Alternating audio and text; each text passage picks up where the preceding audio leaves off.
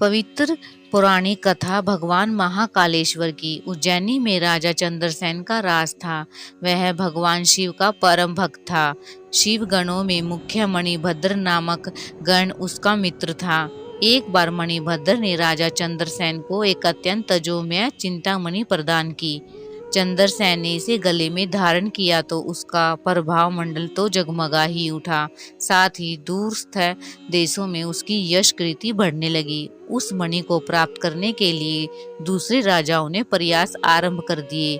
कुछ ने प्रत्यक्षतः मांग की, कुछ ने विनती की। चूंकि वह राजा की अत्यंत प्रिय वस्तु थी, अतः राजा ने वह मणि किसी को नहीं दी। अंततः उन पर मणि आकांक्षी राजाओं ने आक्रमण कर दिया। शिव भक्त चंद्रसेन भगवान महाकाल की शरण में जाकर ध्यान मगन हो गया।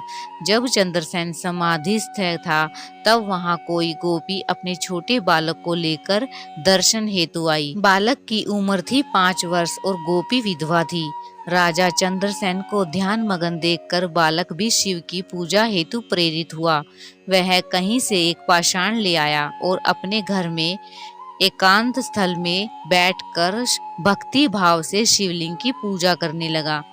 कुछ देर पश्चात उसकी माता ने भोजन के लिए उसे बुलाया, किंतु वह नहीं आया।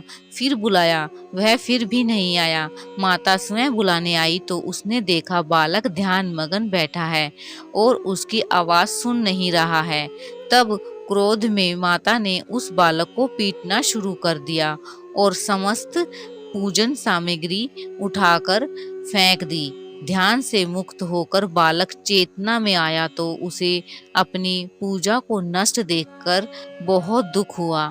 अचानक उसकी व्यथा की गहराई से चमत्कार हुआ। भगवान शिव की कृपा से वहां एक सुंदर मंदिर निर्मित हो गया। मंदिर के मध्य में दिव्य शिवलिंग विराजमान था एवं बालक द्वारा सज्जित पूजा यथावत थी। उसकी माता की तंद्रा भंग हुई तो वह भी आश्चर्यचकित हो गई। राजा चंद्रसेन को जब शिवजी की अनन्य कृपा से घटित इस घटना की जानकारी मिली तो वह भी उस शिव भक्त बालक से मिलने पहुंचा। अन्य राजा जो मणि हेतु युद्ध पर उतारू थे, वे भी पहुंचे। सभी ने राजा चंद्रसेन से अपने अपराध की क्षमा मांगी और सब मिलकर भगवान महाकाल का पूजन अर्चन करने लगे। तभी वहां राम भक्त श्री हनुमान जी अवतरित हुए और उन्होंने गोप बालक को गोद में बैठाकर सभी राजाओं और उपस्थित जन समुदाय को संबोधित किया। शिव के अतिरिक्त प्राणियों की कोई गति नहीं है।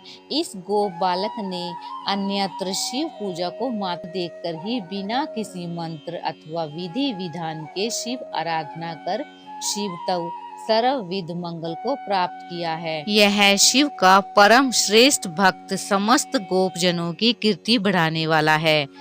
इस लोक में यह अखिल अनंत सुखों को प्राप्त करेगा। वह मृत्यु उपरांत मोक्ष को प्राप्त होगा। इसी के वंश का 8वां पुरुष महायशस्वी नंद होगा, जिसके पुत्र के रूप में स्वयं नारायण कृष्ण नाम से प्रतिष्ठित होंगे। कहा जाता है भगवान महाकाल तब ही से उज्जैनी में स्वयं विराजमान है। हमारे प्राचीन ग्रंथों में महाकाल की असीम महिमा का वर्णन मिलता है। महाकाल साक्षात राजा धीराज देवता माने गए हैं।